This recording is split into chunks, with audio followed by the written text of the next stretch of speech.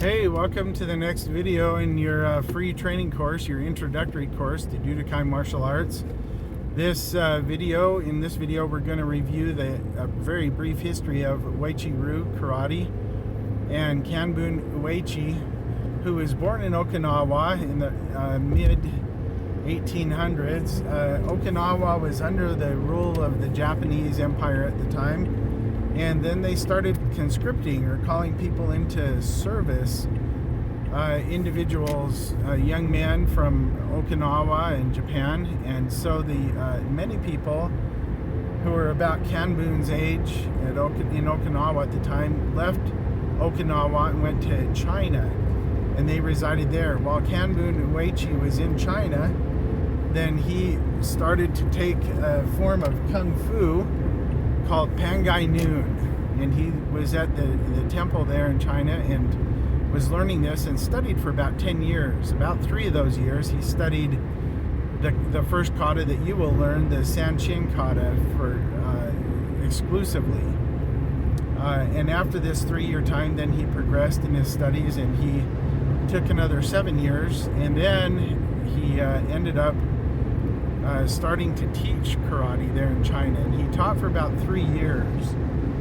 Then after about 3 years, one of his students was in an altercation in China and ended up killing someone. And Kanbun Uechi felt so bad about this that he stopped teaching karate, and then he decided to go back to Okinawa. Well, he went back to Okinawa and didn't teach karate for a time, and then somebody came from China over to Okinawa a little bit later and recognized him as a teacher of karate and finally persuaded Kanbun to teach karate again. And so that's what Kanbun did. He started to teach karate again in Okinawa, and then when he opened a school, and his son Kanei, Kanei, I believe, he started to take karate, and Kanbun passed away, and Kanei Uechi, after Kanbun passed away, renamed the karate from Pangui Noon, which is what it was being called at that time, which was more of a kung fu martial art, to Uechi-Ryu, in honor of Kanbun Uechi. And so that's kind of the brief history. And then later on, people started to learn Uechi-Ryu karate, and there were many people who learned it. There were some political schisms that occurred, and even to this day there are many people who teach Uechi-Ryu karate that are not part of any kind of official organization. I'm one of those, but I'm familiar with the karate.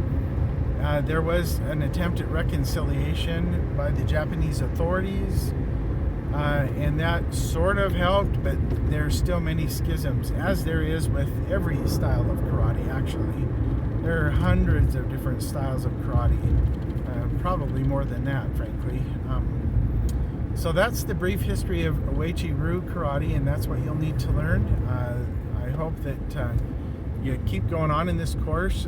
Some of what I just shared with you is going to be on the test for the white belt, if that's something that you decide you want to do.